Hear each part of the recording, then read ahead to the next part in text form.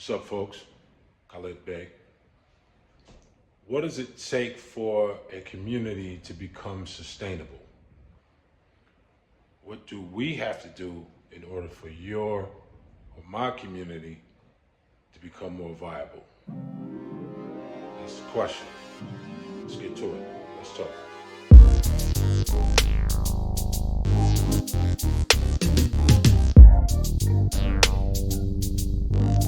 So today's topic, we're asking, what does it take to stabilize a community? To stabilize a community means that there is an intervention aimed at restoring stability within a community that is experiencing crisis or disruption. Many of our communities have been in crisis or have been experiencing disruption for nearly a century. We have a lot of problems. No matter the city or the state, the problems are essentially the same. We have high unemployment, which leads to an inability of people to pay their bills, like their mortgage or their rent. We have underemployment, where persons who acquire a college degree or some kind of trade can't find a job that complements their education. You also have a situation where people are unaware of what's available in the job market. So people tend to seek training for or skills in what's highly promoted. In the city of Syracuse, there's a crazy promotion of the eds and meds community. And so, in response to that, a lot of people seek education in the healthcare field, the education field. All the other areas of business can't find employees because nobody's training in a relative skill set. In a lot of instances, it is relative to the fact that people are not aware of the business, and so they're not qualifying themselves according to the skills necessary to do a particular job, and understandably, people remain unemployed. Also, there is always a lot of people seeking to work for government. Government cannot be your largest employer. There are also circumstances where businesses, due to their inability to find employees to ensure a business's sustainability or growth, are forced to either relocate or to shut down completely. In many of our cities, we are suffering with a decaying housing stock due to persons' inability to pay for the cost of renovations and ultimately sustain their properties, or due to past government policies like redlining that prevented communities of color from gaining access to loans to do the same. Ultimately, over time, the houses became dilapidated, and it led us to the type of circumstances you and I are witnessing today. Many of us who live in urban or rural areas live in food deserts. This means that we don't have immediate access to quality foods like fresh produce, fruits, and vegetables. All we have access to is acid reflux at the corner stores, ultimately leading to increased healthcare costs. In many of the neighborhoods throughout our cities, we have underperforming neighborhood business corridors. It means exactly what it sounds like. There are no businesses or businesses providing services that nobody's looking for. What we ultimately need is businesses in our neighborhood business corridors that we can walk to, right? Convenience is a commodity. And the more people are able to walk into their neighborhood business corridors, making neighborhoods, of course, more walkable, but in this respect, getting access to the things that they need immediately, allowing that proverbial dollar circulation that leads to a greater tax contribution in a greater performing neighborhood. But we don't have that. We also have poor school performance. This puts us in a position where we have very little and sometimes what seems like no intellectual capital. And I'm talking about in a city. This again relates to an inability of businesses to find those employees that can help their businesses grow. You also have circumstances where people who are now unemployed because of a low skill set alike become dependent on family. Now, the danger of that, of course, is you have this 25, 30-year-old grown person sleeping on your couch, eating up all the food with no contribution to the food, using up the electricity. Long story short, it further tightens the family's wallet, making things even tougher. Then, of course, there's violence. Violence and bad media deters investment. Nobody is building where people are shooting or in neighborhoods that have been branded as unsafe by the media or by even the residents who live in those neighborhoods. And then we have absolutely too much service culture and not enough creative culture. You have nonprofits that were essentially created as extensions of the government to either perform tasks that the government couldn't legally perform, that the government didn't have the time, if you will, to perform. The problem here is that the money is being pumped into nonprofits for years, and there's very little equity to qualify that use of the money. I'll give you an example. We have a lot of money right now being pumped into mental health. Meanwhile, the number of mental health cases continually increase. We have a lot of money pumped into homelessness. Meanwhile, the number of homeless cases continually increase. We have a lot of money pumped into juvenile gun violence and the like.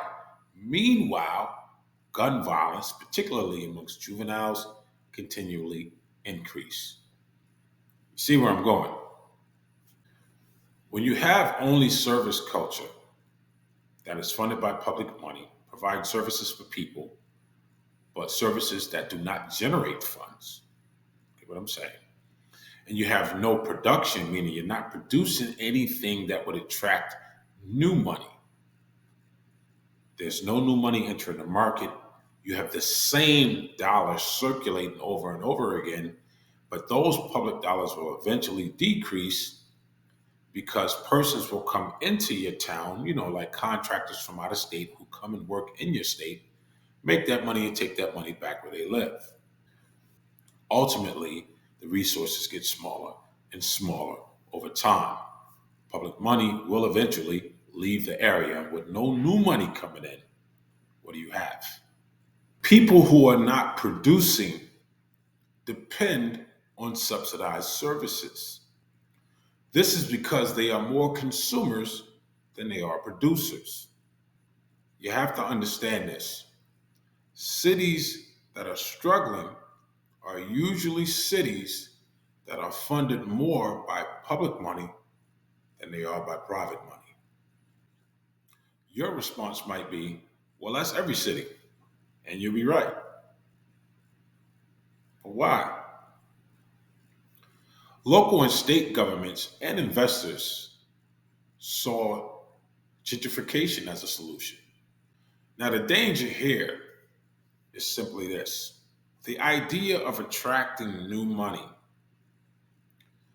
while not really solving the issue of underproducing or underperforming persons within the community does not solve an issue. Bringing in wealthy people and ultimately pushing poor people out, offering them vouchers to move to other states, only transitioning that struggle to another state, it's not solving the problem. Sprinkling wealthy people around poor people in an attempt to hide the poor people, while at the same time making it ultimately too expensive for those poor people to stay there, will only result in the same outcome. A mere shifting of struggling people does not solve the issue of poverty. Make sense? I always liken it to an old house with galvanized pipes with a bad leak. Adding new pipes to old pipes for aesthetic appeal without plugging the leak does not stop the leak. This has been the nature of government's performance. There have been many times in the past where I would hear people say, "Oh, the government don't like our neighborhood. They're building over there. They're building over there." Let's be clear about something, folks. Government is not a developer. Government doesn't build anything but government infrastructure, public infrastructure. That's it. And even in that respect, government contracts out for that public infrastructure development or improvement. It is the people and businesses, either the people who live in the neighborhood are investing in their own neighborhood. Businesses are investing in their neighborhood, or investors are investing in their neighborhood, not government. Neighborhoods that are attracting development are doing so because they don't have many deterrents to development. And businesses or persons who have the capacity for investment see those neighborhoods as opportunities for improving their business or their services, whatever it is that they provide.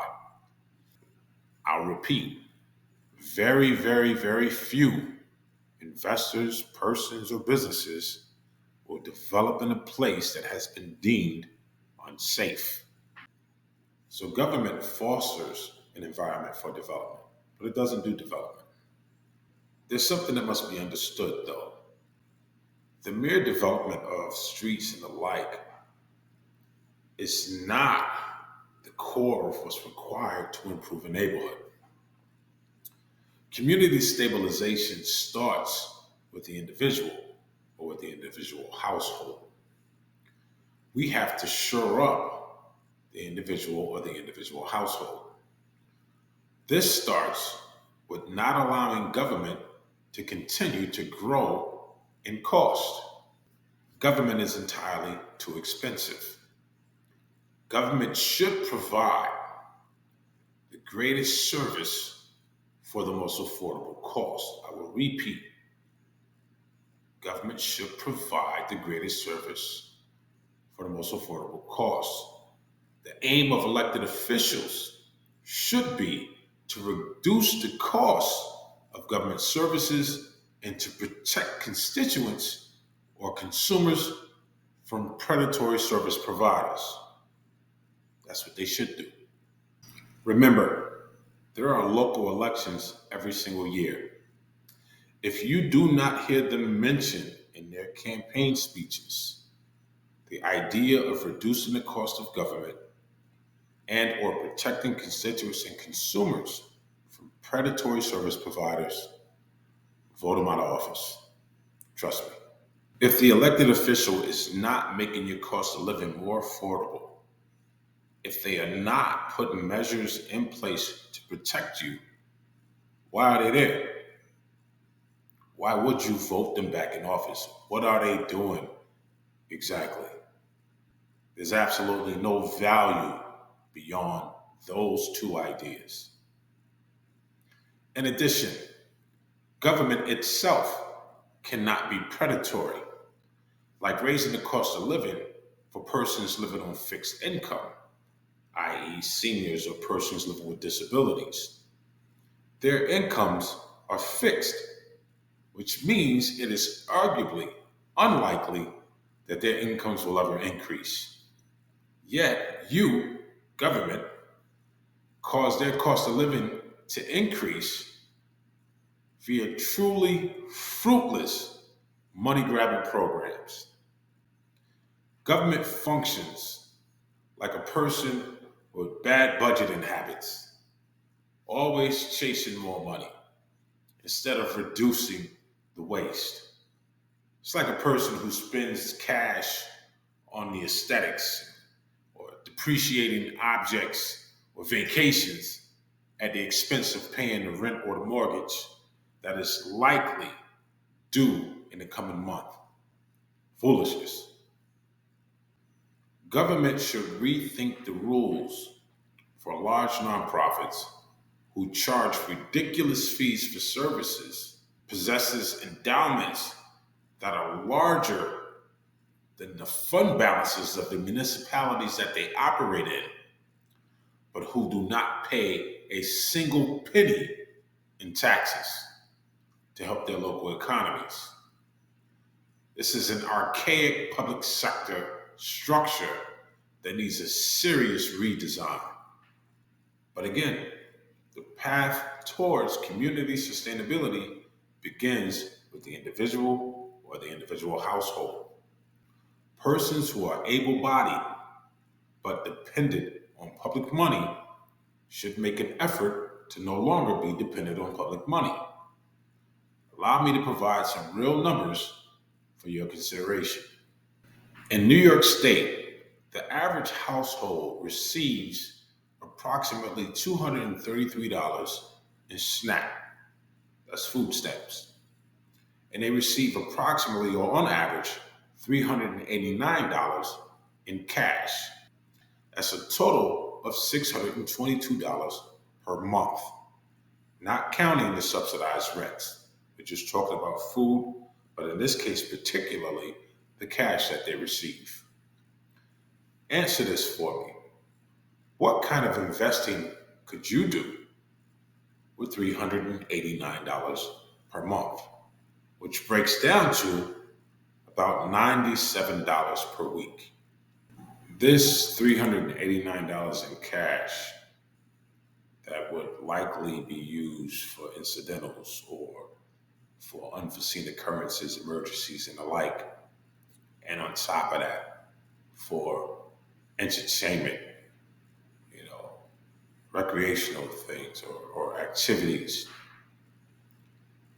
How much left do you have for investment? Absent any investment, it's very, very difficult to not remain in a financially desolate condition. Let's consider the per capita income rate. I'm going to use Syracuse as an example.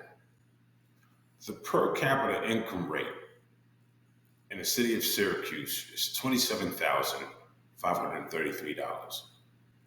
Now, to explain this, per capita is when you take all of the income earned in a given location and divide it metaphorically evenly through every person in that location. So again, the per capita income rate in the city of Syracuse is $27,533, which breaks down to $2,294.41 per month. I repeat, $2,294.41 per month. This compared to $389 a month. Here's an idea. What about an effort to employ the able bodied unemployed persons at least the per capita income rate in your respective city, in an effort to empower them to earn more and to get back in the game? It's easier to find a job when you got a job, right or wrong. A person will earn more through entry level employment requiring no skill than they will relying on public assistance. Now, we know how some people think. Some of you very likely thought, man, 27,000 ain't no money. Dude, the 2024 national poverty level for a single person is $15,060. And for three people is $25,820. 27,000 is a great start or a great restart for the average New Yorker who's only collecting $389 a month or $4,668 per year. Let's compare 27,000 or 4,000. For those of you who say that 27,000 isn't enough, well, what are we going to say to that? Man, you might as well just stick to the $389 in public assistance. At least it's free. Bro, listen, we cannot go from 0 to 100. We cannot pay people large salaries for jobs that they may not have the know-how to perform. We did that during COVID, and you saw what that did to inflation. We are still feeling the pain of the high cost of food in the grocery store. A slower, more calculated progression ensures stability. Okay, so we need every person to work. But what is government's part?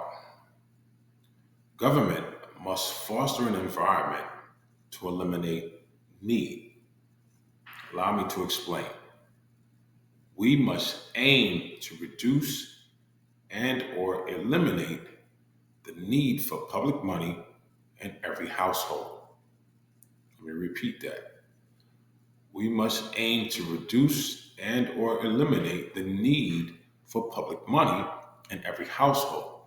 It doesn't mean that we'll achieve it, but this has to be our aim. And we do this by making entry level employment for unemployed, able bodied persons easily obtainable. Now, while it starts with stabilizing the individual, there is something else that has to happen as well. Government must also foster an environment for small businesses to succeed. And this they do by making the cost of doing business more affordable.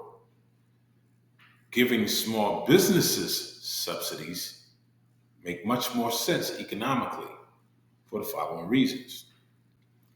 Out of 100% of US businesses, 99% are small businesses qualified by having 100 workers or less. 89% of that only have 20 workers or less. These are like your mom and pop shops, right? Small businesses employ 46.8% of the entire working population. That is 61.2 million people who are working for small businesses. When small businesses fail, we are in danger of unintended, sustainable unemployment. Small businesses employ families, friends, neighbors, etc. A sincere effort must be made to build up neighborhood business corridors and in part with local business owners, ideally people who live in those neighborhoods. It doesn't have to be entirely people who live in those neighborhoods, but the opportunity for viable businesses that the market would support need to have an opportunity to establish themselves in your respective neighborhoods. Small businesses may or likely will struggle to pay large salaries. Government can provide tax credits to small businesses who employ formerly unemployed persons, and thereby reducing or eliminating the need for public money for those persons. These formerly unemployed persons who depended on government money and who made no tax contributions will now be employed, self sustaining tax contributors who are now contributing to the public fund instead of endlessly taking from it. Allow me to provide you some perspective. You, me, and two other people, we all share an apartment. We all work and share in the cost of rent, making rent very, very affordable. But then, me and two of the other roommates, we lose our job and are now unemployed, leaving you to carry the full load of the rent by yourself. When there are more people living off the public funds than there are people contributing to the public fund, government becomes very expensive, too expensive for the average household, ultimately pushing more and more families unnecessarily into insolvency. Poverty is rooted in a lack of access to capital, a lack of budgeting know-how, and or just plain old bad ideas and reckless irresponsible spending. In addition to stabilizing the individual, increase support for small business, making entry level employment the new vaccine to reduce or eradicate poverty. Government should continue to subsidize the building of single family homes for first time home buyers, increasing opportunities for family stability, and by that, improve the health of their respective local economies one household at a time. This is a path towards sustainable communities. Government can do this very, very easily. This is not new information. So why isn't your government doing it? How is this approach or a similar approach not their top priority? And if this type of effort to stabilize families, neighborhoods, communities, cities, etc., is not the priority of government, then what is? As always, I want to express my appreciation for you coming by, listening to what I have to offer. Please, as always, like, comment, subscribe. By you hitting the like button or commenting on the content, you improve the algorithm and increase its chances of getting in the feeds and attracting more viewership. So I really appreciate that. Again, this is Khalid Bey. Let's talk. Catch you on the next one. Peace.